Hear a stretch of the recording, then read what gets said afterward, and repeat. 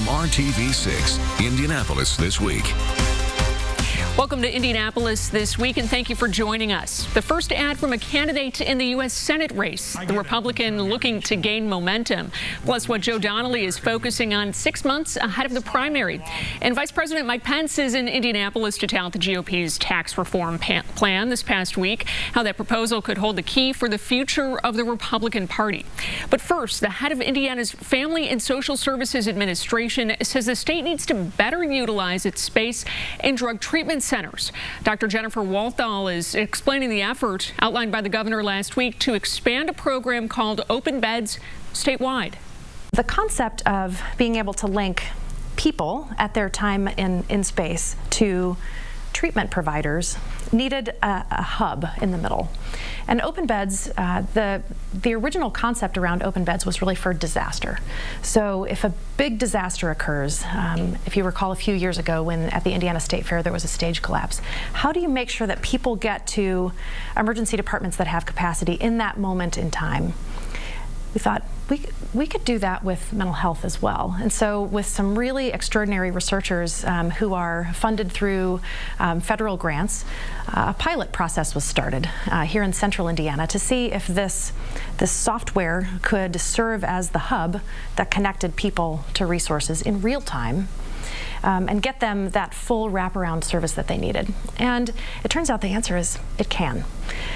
We also have developed an incredible partnership, so the idea being that the Open Beds software platform is the connector, but then our new 211 platform, expanded 211 platform, becomes the safety net for the doctor that may not know how to use Open Beds, or the referral source that might be a little bit outside of having that tech capability to get those folks connected.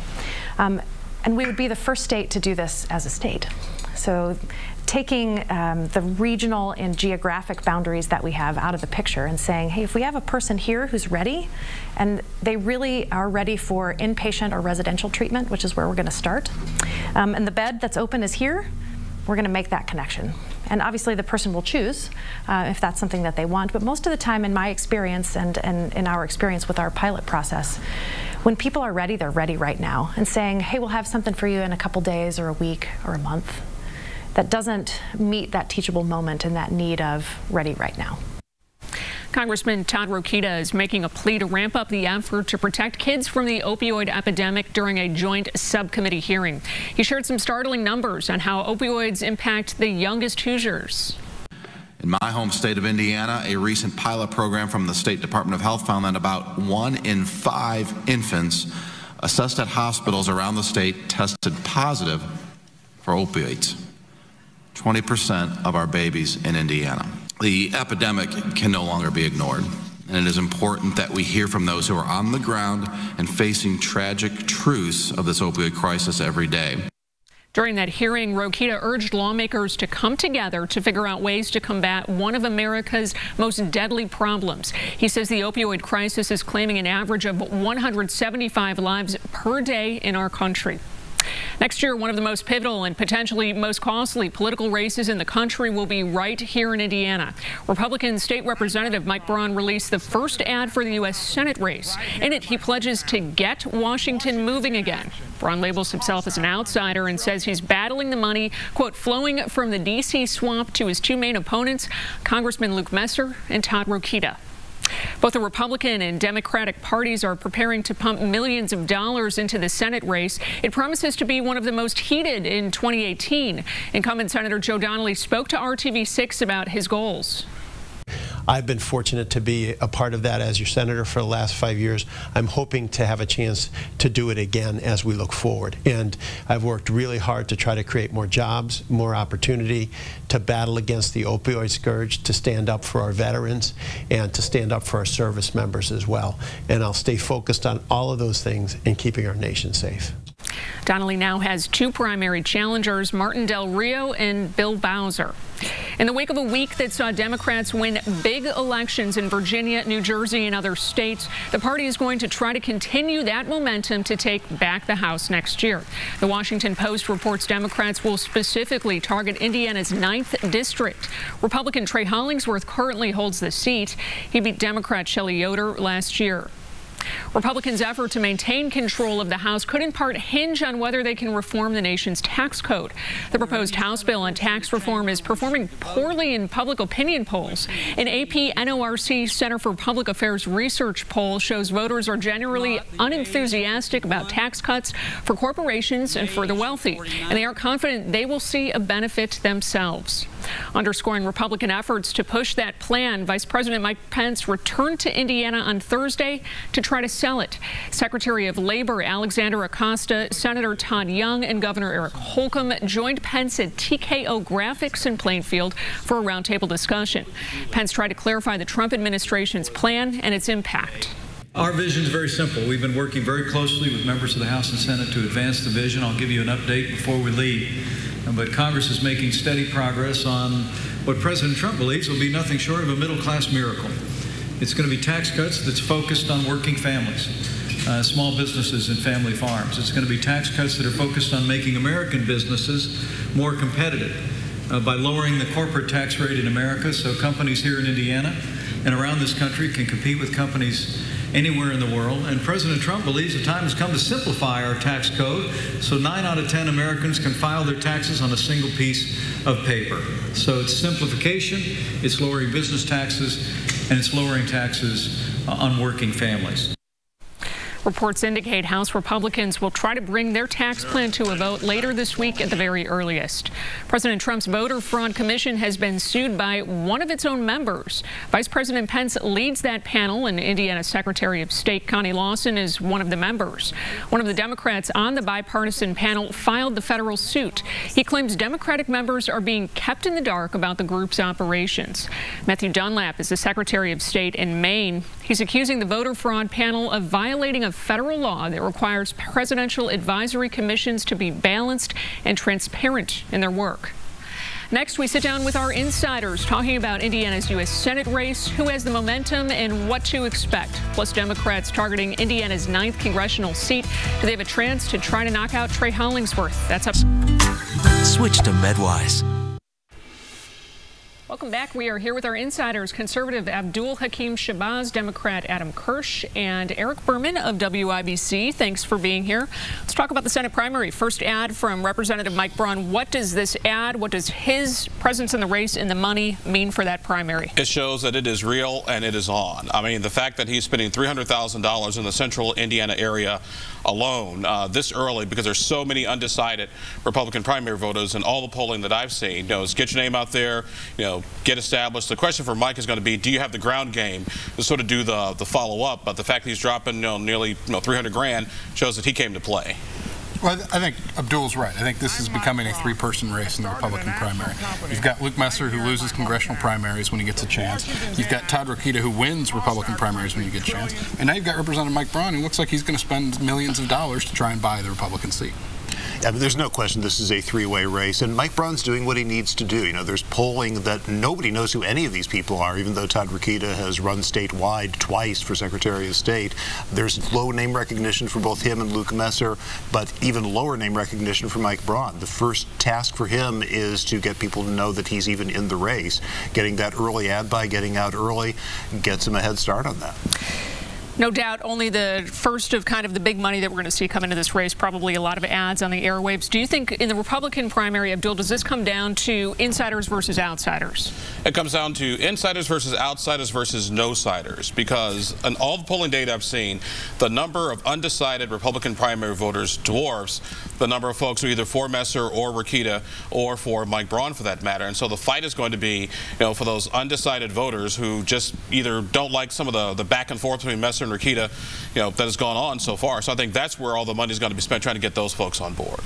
The other one you're seeing in Republican primaries is you're seeing Republican candidates fall over themselves to be the most Donald Trump-like in a primary. And we saw in Virginia that may be a problem in the general, but that's still how you have to win a Republican primary.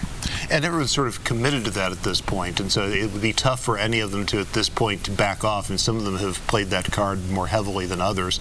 I think if you had a two-way race, this would very much become an insider versus outsider, despite the fact that you've got two congressmen in the race. But the fact that it's a three-cornered race, and don't forget there's three other candidates who are going to at least be on the ballot, or say they're going to try to, but the fact that you've got three major candidates, all bets are off. You can win this thing with 34% of the vote. And Democrats seeing big wins on the East Coast, especially here in the last week. Do you see that momentum translating here to Indiana? And do Democrats in Indiana have what it takes to recruit candidates? We haven't heard a lot about candidates for Treasurer, Auditor, Secretary of State yet. Well, you haven't heard a lot about those races. Those races are decided in the convention in June, so we've got some time to get there.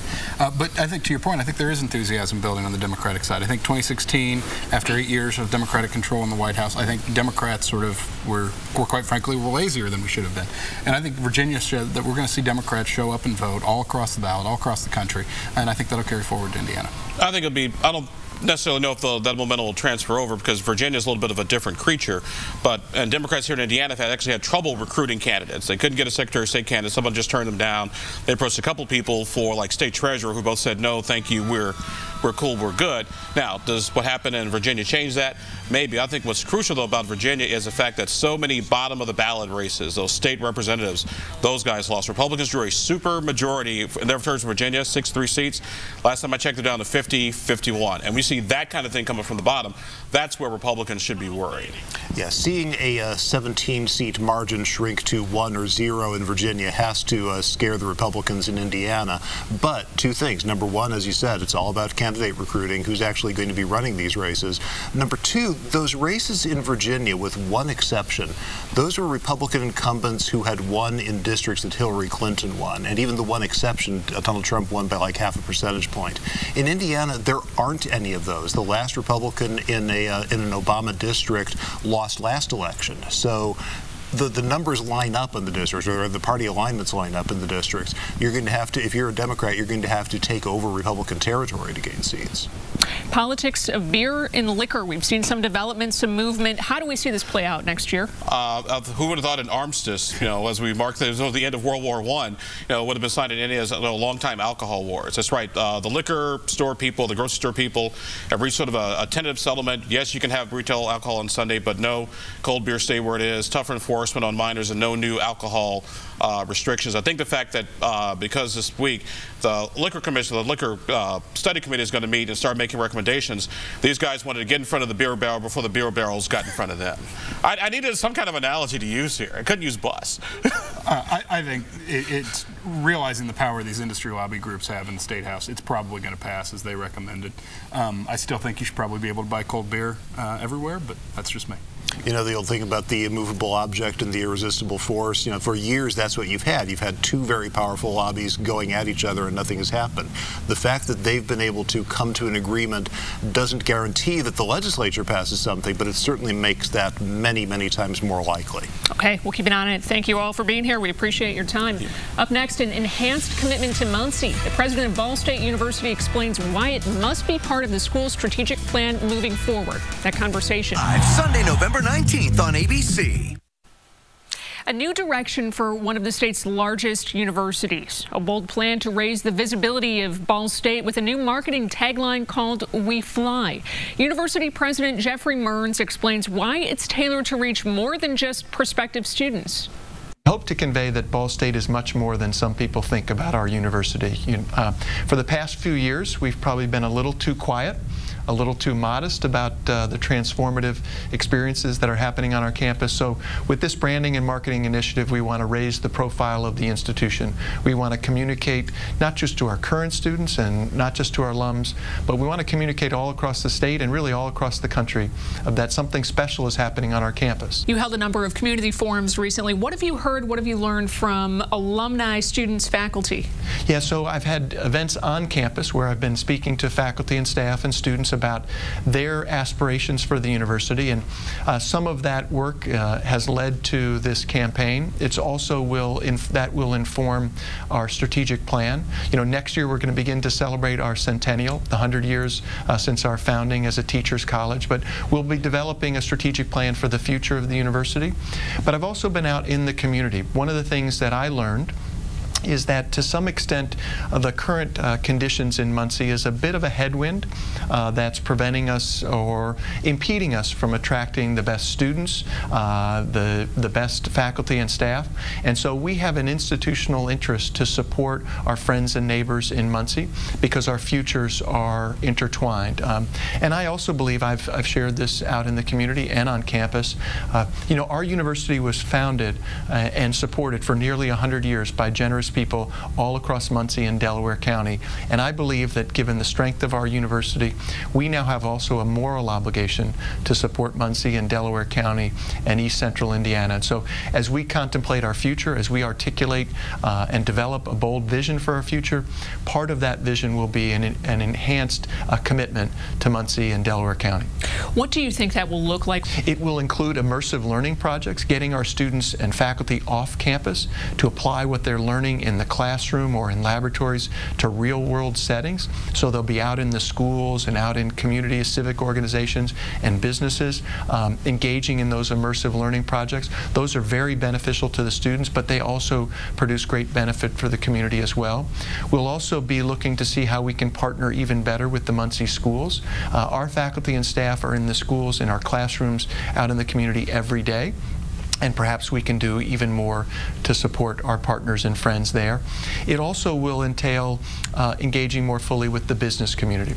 We know that the economy in East Central Indiana and in Muncie has been changing for more than 25 years, and so we want to be a part of envisioning what the future economy looks like.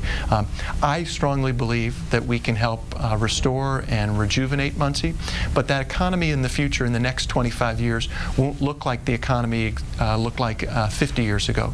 So we want to be partners with them in thinking about what that vibrant economy looks like in the future.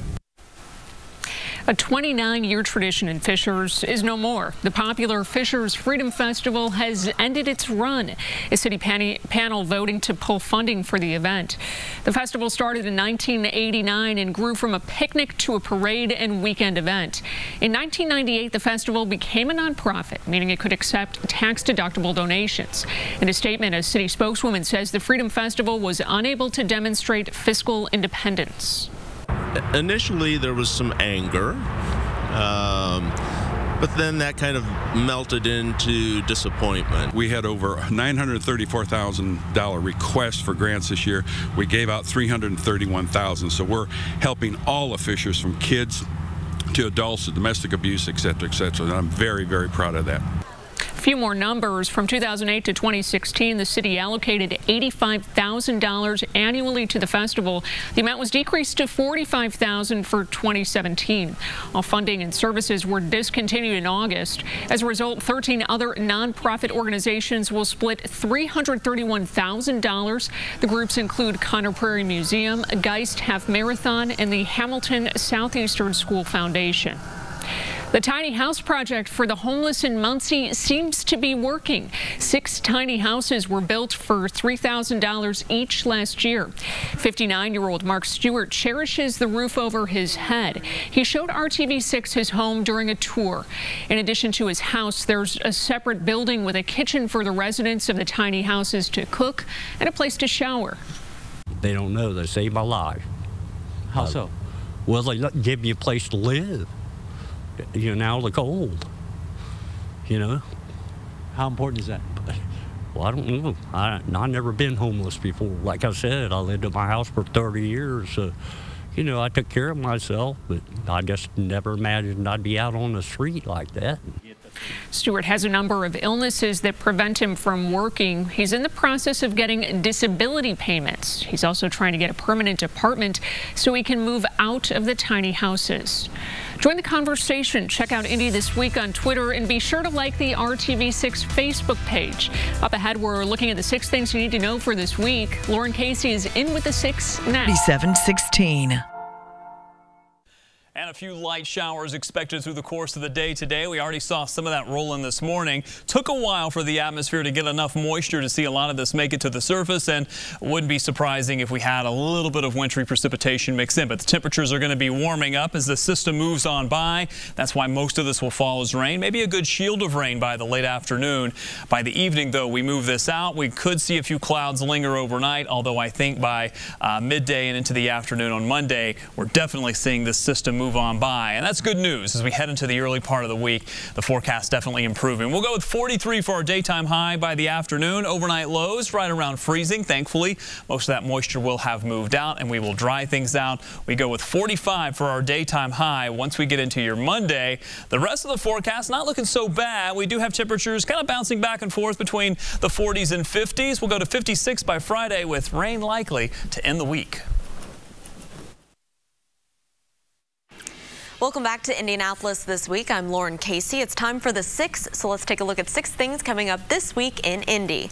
We have a lot of holiday preparations going on this week as we inch closer into the holiday season, like Trim a Tree auction at Kokomo's Markland Mall. 80 teams take part in this effort to raise money for nonprofits. This is all happening tonight at 5 o'clock. And Dole's Tree Farm is hosting their annual Trees for Troops program, where hundreds of Indiana-grown trees are shipped out to troops in Guam and Afghanistan. They need volunteers to help load those trees on Tuesday. Students will also be on hand to help from 9 a.m. until noon. Start your engines and get ready for a wild ride at the track. Lights at the Brickyard at IMS is back and better than ever before. You can tour 2.5 million twinkle lights illuminating the speedway. This year's ride is actually 2 more miles of lights from what they had last year. The Hamilton County Festival is working to raise money for the Good Samaritan Network with a dinner on Saturday. It all kicks off at 6 p.m. Along with the dinner, they're going to be auctioning off some trees for a great cause. A popular attraction for the whole family returns right here to the Idle Jork Museum. Jingle Rails is back this Saturday and it's open through January 15th. The mini train exhibit features toy trains driving through popular landscapes. And the much anticipated Chris Kindle Market and Ice Rink set to open in Carmel. This Saturday, 30 huts with German food and gifts and treats will be on display all around the ice. That's what's on tap this week in Indy. Back to you. Lauren, thanks, and thank you for joining us for Indianapolis This Week. For our entire team, have a great Sunday.